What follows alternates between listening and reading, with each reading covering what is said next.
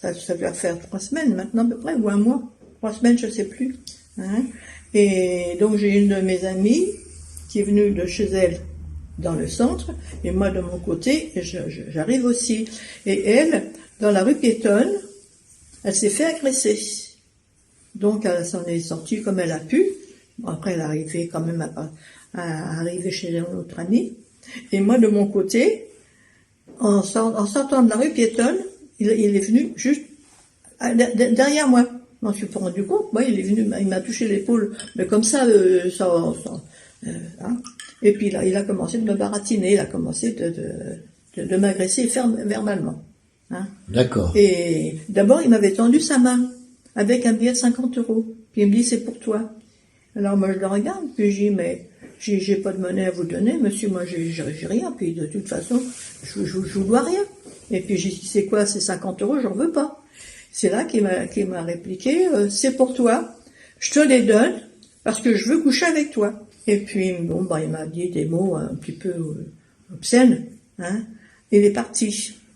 Il a tourné dans une petite rue sur la gauche, puis après il est revenu sur ses pas. Et c'est là qu'il m'a abordé un petit peu avec des mots que je n'ose pas vous dire, hein, parce que c'est tellement, ouais. Hein, c'est incompréhensible.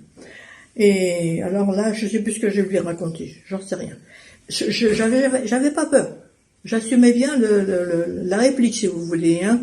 Et puis finalement, il a fait quelques pas à côté de moi, il m'a baratiné, enfin bon, des bêtises.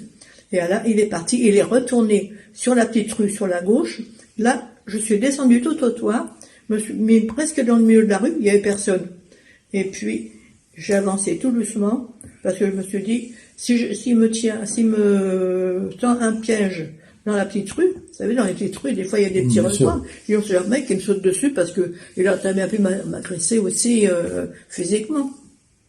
Et quand j'ai traversé donc cette petite rue pour rejoindre la rue principale, c'est là que j'ai regardé, je l'ai vu à 50 mètres à peu près au loin, qui prenait la direction du château de la Cour-Saulière. Donc, puis après, bon, bah, je suis allée chez mon ami, Marcel, et quand je suis arrivée chez elle, il y avait donc mon autre ami qui était déjà là, qui commençait de me dire, tu sais, Lucienne, c'est ce qui m'est arrivé, et puis bon, et je l'ai regardé, j'ai dit, bah, moi, c'est ce qui m'est arrivé, il y a 5 minutes aussi, c'est pas agréable parce que ça m'a pris après, pendant 3 jours, après, c'est là que j'ai commencé d'être perturbée. Hein, j'en ai parlé au docteur, hein, aussi, hein.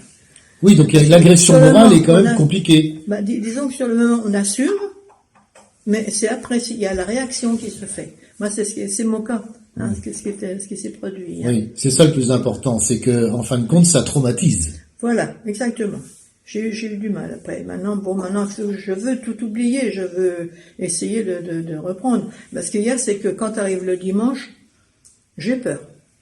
J'ai peur de ressortir un petit peu pour voir si des fois s'il n'y a pas un type comme ça qui se balade. Donc c'est un comble que le dimanche vous ayez peur de vous promener dans Challans. Exactement.